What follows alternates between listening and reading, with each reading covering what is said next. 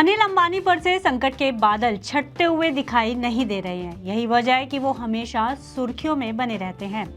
ताजा मामला देश के सबसे बड़े सरकारी बैंक से जुड़ा है, जिसने रिलायंस कम्युनिकेशन के साथ साथ कंपनी के डायरेक्टर अनिल अंबानी को भी फ्रॉड बता दिया है। बैंक ने इसकी सूचना 24 जून 2025 को आरबीआई को दी थी, जिसके बाद अब मामला सीबीआई के पास जाने का अंदेशा है। क्या है पूरा मामला और क्यों देश के सबसे बड़े सरकारी बैंक ने अनिल अंबानी और उनकी कंपनी रिलायंस कम्युनिकेशन को फ्रॉड बताया है, और अब आरकॉम और अनिल अंबानी पर इस टैग का क्या असर होगा, आइए बताते हैं इस रिपोर्ट में। नमस्कार, मैं हूं गुंजन मित्तल और आप देख रहे हैं मनी 9।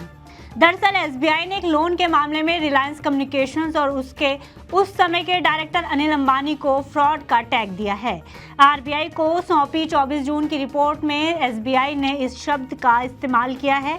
बैंक इस मामले की शिकायत सीबीआई से भी करने का मन बना रहा है, यानी पूरा मामला बेहद संगीन है। अब अनिल अंबानी को फ्रॉड बताने के पीछे एसबीआई ने क्या दलील दी है और आगे क्या अनिल अंबानी के लिए मुश्किलें और बढ़ सकती हैं, इसे भी जान लीजिए। कहानी की शुरुआत दरअसल 23 जून 2025 से शुरू होती है, जब एसबीआई की तरफ से एक पत्र जारी किया गया जिसमें आरकॉम के लोन अकाउंट को फ्रॉड घोषित करने का फैसला लिया गया। आरबीआई को ये पत्र 24 जून को मिला, वहीं आरकॉम के मुताबिक उन्हें एसबीआई का ये पत्र 30 जून 2025 को मिला। पत्र में बताया गया है कि एसबीआई की फ्रॉड आइडेंटिफिकेशन कमेटी ने आरकॉम का लोन अकाउंट फ्रॉड घोषित करने का फैसला लिया है, क्योंकि बैंक ने पाया कि कंपनी ने लोन टर्म्स और अकाउंट कंडक्ट के नियमों का पालन सही से नहीं किया है। इसके साथ ही बैंक ने कंपनी के उस समय के डायरेक्टर अनिल धीरूभाई अंबानी का नाम भी आरबीआई को भेजने की बात कही है। आरकॉम की तरफ से 1 जुलाई 2025 को इस फ्रॉड टैग की जानकारी बीएसई को भी दी गई है। फ्रॉड कहने के पीछे एसबीआई ने आरकॉम की तरफ निकलने वाली देनदारी को बताया है, जिसके मुताबिक कंपनी पर कुल देनदारी 2227 करोड़ 64 लाख रुपए निकलती है। इस कार्रवाई के बाद अनिल अंबानी की मुसीबत और भी ज्यादा बढ़ सकती है, क्योंकि अब ये मामला सीबीआई के पास जा सकता है। वित्त राज्य मंत्री पंकज चौधरी ने लोकसभा में एक लिखित जवाब में बताया कि कुछ संस्थानों को 13 जून 2025 को फ्रॉड के रूप में चिन्हित किया गया था। यह जानकारी भारतीय रिजर्व बैंक के फ्रॉड रिस्क मैनेजमेंट गाइडलाइंस और बैंक की फ्रॉड क्लासिफिकेशन रिपोर्टिंग और मैनेजमेंट पॉलिसी के आधार पर दी गई है।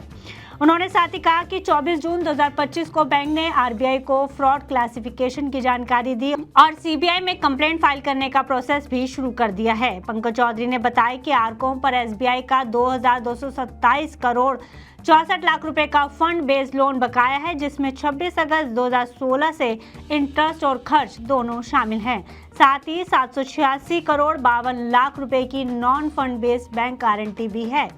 आरकॉम इस समय इंसॉल्वेंसी एंड बैंक्रप्सी कोड 2016 के तहत कॉर्पोरेट इंसॉल्वेंसी रेजोल्यूशन प्रोसेस से गुजर रही है।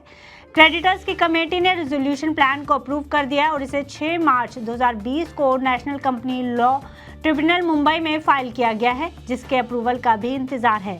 उन्होंने ये भी बताया कि बैंक ने अनिल अंबानी के खिलाफ पर्सनल इंसॉल्वेंसी प्रोसेस भी शुरू किया है, जो एनसीएलटी मुंबई में चल रही है। इससे पहले 10 नवंबर 2020 को भी बैंक ने अनिल अंबानी और उनके अकाउंट को फ्रॉड के रूप में चिन्हित किया गया था, यानी कि ये पहली बार नहीं है, ये दूसरी बार है। और 5 जनवरी 2021 को सीबीआई में कंप्लेंट फाइल की थी, लेकिन दिल्ली हाई कोर्ट के 6 जनवरी 2021 के स्टेटस को ऑर्डर के कारण ये कंप्लेंट वापस ले ली गई थी। 27 मार्च 2023 को सुप्रीम कोर्ट के एक फैसले भारतीय स्टेट बैंक बनाम राजेश अग्रवाल ने में ये जरूरी किया गया कि लोन देने वाले बैंकों को बोरोअर्स को फ्रॉड क्लासिफिकेशन से पहले अपना पक्ष रखने का मौका देना होगा।